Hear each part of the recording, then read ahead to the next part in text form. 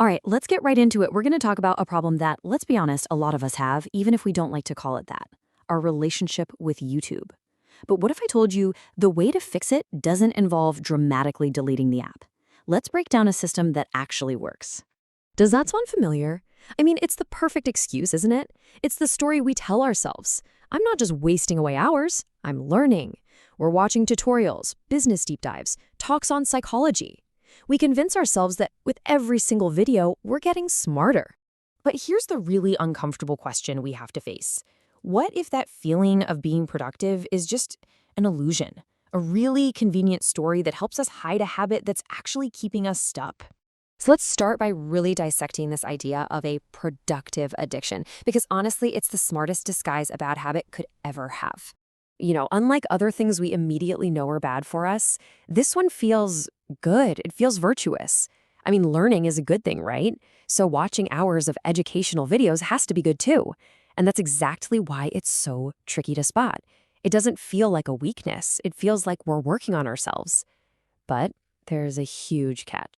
And here is that catch. It's a pretty harsh dose of reality. A staggering 90%, yeah, 90, of all that educational content we binge watch, it leads to absolutely zero real-life change.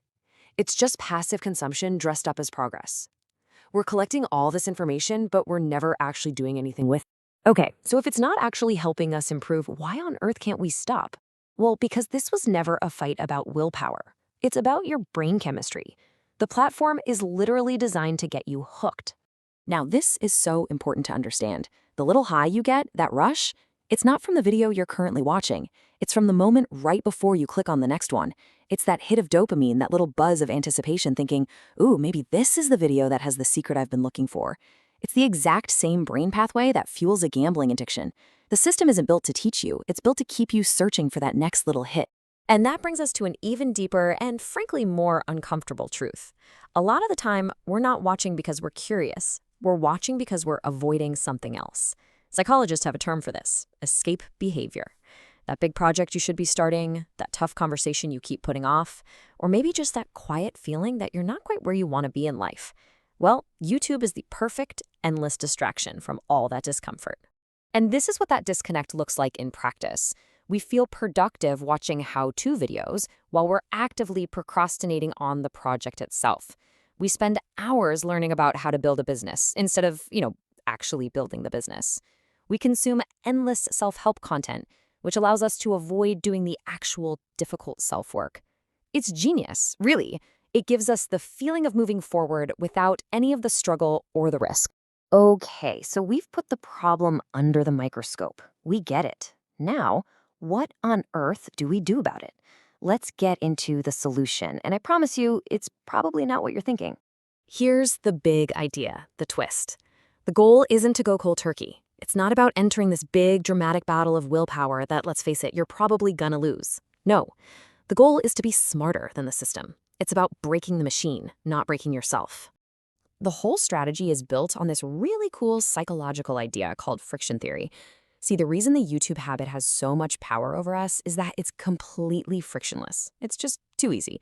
So by intentionally adding just a few tiny, simple little obstacles, you totally disrupt that mindless automatic loop, and you get to take back conscious control.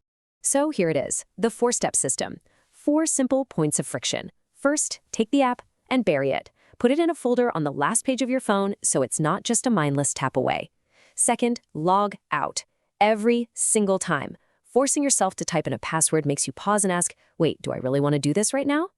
Third, go into the settings and kill autoplay and turn off recommendations. Stop letting the algorithm decide what you watch next. And fourth, and this is the golden rule, only watch what you deliberately search for. Never just click a suggestion. This makes you the one in charge, not the passive passenger. So what actually happens inside your brain when you start doing this? Well, you kick off this incredible process of literally rewiring your own reward system. So here's what that journey kind of looks like. Day 1, your brain, which is so used to easy stimulation, it kind of freaks out. It's looking for its fix. Days 2 and 3, you're going to feel that constant pull, that craving for a distraction. But then something really cool starts to happen. Around day 7, your brain starts to heal itself. You actually start getting that dopamine hit from real life again, from finishing a task, from a good workout, from a great conversation. And by day 14, the feeling you get from making actual progress in your life feels so much better than the cheap, empty high you got from just consuming content. All right, let's just zoom out for a second because this whole thing, it's not really about YouTube. It's about the single most valuable thing you own. Some psychologists from Stanford put it perfectly. They said the greatest addiction of our time isn't what we typically think. It's distraction. The real battle of our modern lives is the fight for control over our own focus. Because when you lose control of your attention, you're losing control of your life, one mindless click at a time. So, I want you to think of it like this.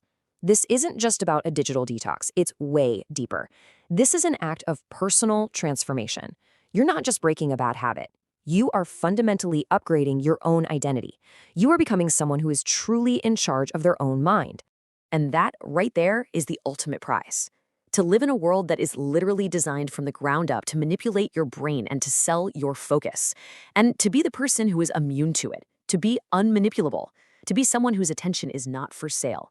That is true power. So as we wrap this up, the question is actually pretty simple. You've made it to the end.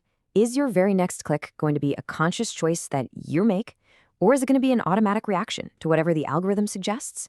It's waiting for you, you know? But now you know exactly how the game is played. The next move is yours.